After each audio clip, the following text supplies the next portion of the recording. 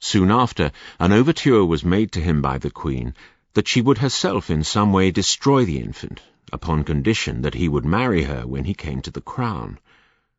Abhorring the woman's wickedness, he nevertheless did not reject her proposal, but making show of closing with her, dispatched the messenger with thanks and expressions of joy,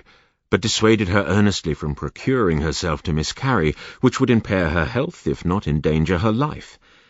He himself, he said, would see to it that the child, as soon as born, should be taken out of the way. By such artifices, having drawn on the woman to the time of her lying in, as soon as he heard that she was in labour, he sent persons to be by and observe all that passed, with orders that if it were a girl they should deliver it to the women, but if a boy, should bring it to him wheresoever he were and whatsoever doing. It so fell out that when he was at supper with the principal magistrates, the queen was brought to bed of a boy, who was soon after presented to him as he was at the table. He, taking him into his arms, said to those about him, "Men of Sparta, here is a king born unto us." This said, he laid him down in the king's place, and named him Charilaus, that is, the joy of the people.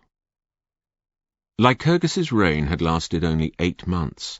but he was honoured on other accounts by the citizens, and there were more who obeyed him because of his eminent virtues.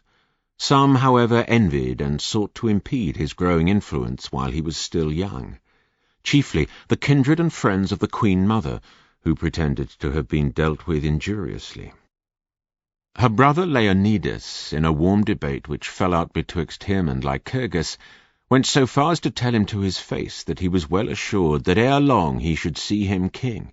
suggesting suspicions and preparing the way for an accusation of him, as though he had made away with his nephew, if the child should chance to fail, though by a natural death.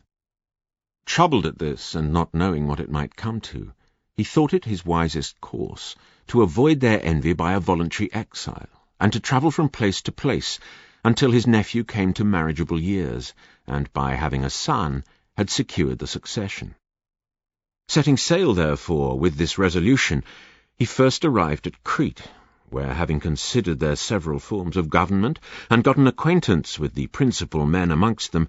some of their laws he very much approved of, and resolved to make use of them in his own country. Amongst the persons there, the most renowned for their learning all their wisdom in state matters,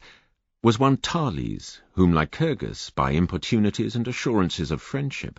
persuaded to go over to Lacedaemon, where, though by his outward appearance and his own profession he seemed to be no other than a lyric poet, in reality he performed the part of one of the ablest lawgivers in the world. The very songs which he composed were exhortations to obedience and concord, and had so great an influence on the minds of the listeners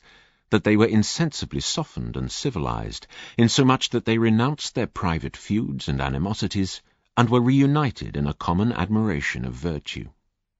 So that it may truly be said that Thales prepared the way for the discipline introduced by Lycurgus.